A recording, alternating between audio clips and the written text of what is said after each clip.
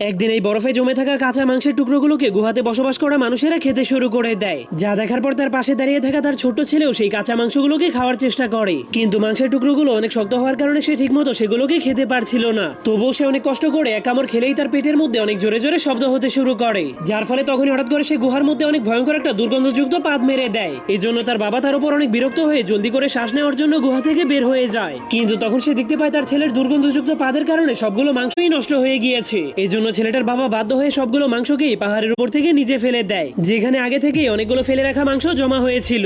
এরপর সে তার ছেলের কাছে গিয়ে বলে, তুমি এখান থেকে কোথাও যাবে না, আমি এখন খাবার শিকার করতে যাব। কিন্তু ছেলেটা বাহিরের প্রচন্ড ঠান্ডা বাতাসের কারণে কাঁপতে শুরু করে দেয়। এই জন্য সে জলদি করে আবারও গুহার ভিতরে ঢুকে যায়। এরপর ধীরে ধীরে চারপাশে সবকিছুই অন্ধকার হয়ে যায়। তখনই তার বাবাও প্রচন্ড ক্লান্ত হয়ে বাড়িতে ফিরে আসে। এরপর তার ক্ষুধার্ত ছেলেটাকে তাজা তাজা মাংস খেতে দেয়। কিন্তু যখনই তার ছেলে সেই মাংস খেতে যাবে তখনই তার পেটের মধ্যে আবার অনেক জোরে জোরে শব্দ হতে শুরু করে।